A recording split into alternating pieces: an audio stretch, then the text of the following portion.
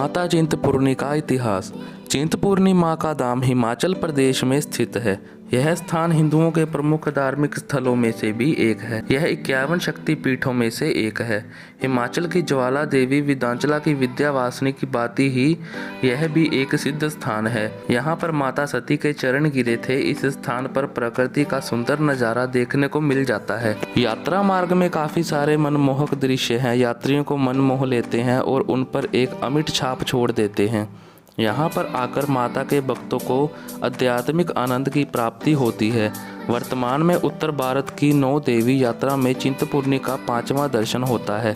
वैष्णो देवी से शुरू होने वाली 9 देवी यात्रा में माँ चामुंडा देवी, माँ बृजवेश्वरी देवी, माँ ज्वाला देवी, माँ चिंतपूर्णी देवी, माँ नैना देवी, माँ काली देवी, माँ शकंबरी देवी सहारनपुर, माँ मनसा देवी आदि शामिल हैं। देवी सप्तशती के अनुसार देवताओं और असुरों के बीच में 100 वर्षों तक युद्ध चला था, जिसमें असुरों की विजय हुई थी। असुरों का राजा महिषासुर स्वर्ग का राजा बन गया और देवता सामान्य मनुष्य की तरह धरती पर विचरण करने लगे थे। देवताओं के ऊपर असुरों द्वारा बहुत अत्याचार किया गया। देवताओं ने इस विषय पर आपस में विचार किया और इस कष्ट के निवारण के लिए वह भगवान विष्णु के पास गए। भगवान विष्णु ने उन्हें देवी की आराधना करने को कहा। तब देवता ने उनसे पूछा कि वह कौन सी देवी की आराधना करें जो हमारे कष्टों का निवारण करेगी। इसी योजना के फलस्वरूप त्रिदेव ब्राह्मण, विष्णु और महेश तीनों के अंदर से एक दिव्य प्रकाश प्रकट हुआ, जो देखते ही देखते एक स्त्री के रूप में परिवर्तित हो गया। इसके बाद इस देवी को सभी देवी देवताओं ने कुछ न कुछ भेंट स्वरूप प्रदान किया। भगवान शंकर ने सिंह, भगवान विष्णु ने कमल, इंद्र ने घंटा, समुद्र ने कभी न मैली होने वाली माला प्रदान की। इसके बाद सभी देवताओं ने देवी की आराधना की ताकि देवी प्रसन्न हो जाए और उनके कष्टों का निवारण करें। और इसके बाद देवी ने प्रसन्न होकर देवताओं को वरदान दिया और कहा, मैं तुम्हारी रक्षा अवश्य करूंगी। इसके फलस्वरूप देवी ने महिषासुर के साथ युद्ध प्रारंभ कर दिया, जिसमें देवी की विजय हुई और तभी से देवी का नाम महिषासुरमर्दानी पड़ गया। पुरानी कथा के अनुसार चिंतपूर्णी माता मंदिर शक्तिपीठ मंदिरों में से एक है। पूरे भारतवर्ष में कुल 51 शक्तिपीठ हैं। इन सभी की उत्पत्ति कथा एक ही है। यह सभी मंदिर शिव और शक्ति से जुड़े हुए हैं। धार्मिक ग्रंथों के अनुसार इन सभी स्थलों पर देवी के अंग गिरे थे। एक बार भगवान शिव के ससुर राजा दक्ष ने यज्ञ का आयोजन किया, जिसमें उन्होंने शिव और सती को आमंत्रित नहीं किया, क्योंकि वह शिव को अपने बराबर का नहीं समझते थे। यह बात सती को काफ़ी बुरी लगी। वह बिना बुलाए यज्ञ में पहुंच गई। यहाँ शिव का काफ़ी अपमान किया गया। इस अपमान को सती सहन न कर सकी और वह हवन कुंड में कूद गई। यह भगवान शंकर को बात पता चली तो वे दौड़े चले आए और सती के शरीर को हवन कुंड से निकालकर तांडव करने लगे, जिस कारण सारे ब्रह्मांड में हाहाकार मच गया। पूरे ब्रह्मांड को इस संकट से बचाने के लिए भगवान विष्णु ने सती के शरीर के अपने सुदर्शन चक्र से 51 भागों में बांट दिया। जो अंग जहाँ पर गिरा वह शक्तिपीठ बन गया।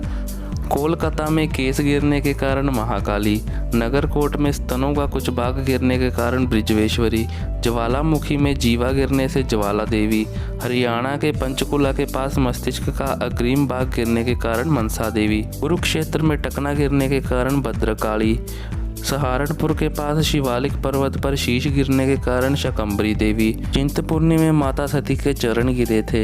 इन्हें छिन्नमस्तिका देवी भी कहा जाता है। चिंतपूर्णी देवी मंदिर के चारों ओर भगवान शंकर के मंदिर हैं। चिंतपूर्णी माता के मंदिर का निर्माण माई दास नाम के दुर्गा माता के श्रद्धालु भक्त ने इस स्थान की खोज की थी।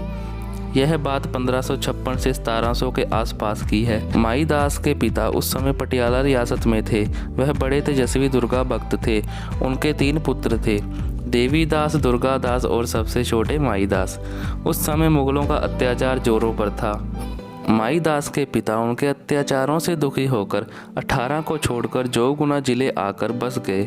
पिता की तरह ही माई दास का ज़्यादा समय भी देवी की पूजा पाठ में ही बीतता था। इस कारण वह अपने दोनों बड़े भाइयों के साथ व्यापार आदि कामकाज में पूरा समय नहीं दे पाते थे। उनके पिता के देहांत के बाद किसी बात को लेकर उनके भाइयों ने उन्हें घर से अलग कर दिया, लेकिन माई दास ने फिर भी अपनी दिनचर्या और भक्ति में कोई कमी नहीं आने दी। एक बार अपने ससुराल जाते समय माईदास जी रास्ते में घने जंगल में बरगद के पेड़ के नीचे आराम करने बैठ गए। संयोगवश माईदास जी की आंख लग गई और सपने में उन्हें दिव्य तेज से युक्त एक कन्या दिखाई दी, जिसने उन्हें आदेश दिया, तुम जहाँ आराम कर रहे हो वहीं मैं इस वट वृक्ष के नीचे निवास करती हूँ। तुम इसी स्थान पर रहकर मेरी सेवा करो, इसी में तुम्हारा भला है। ससुराल से वापस आते समय माईदास जी के कदम फिर यहाँ ठिठक गए। फिर उसी वट वृक्ष की छाया में बैठ गए।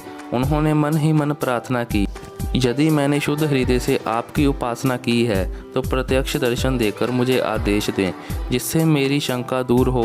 बार बार स्तुति करने पर उन्हें भी वाहिनी माँ दुर्गा के चतुर्भुज रूप के साक्षात दर्शन हुए।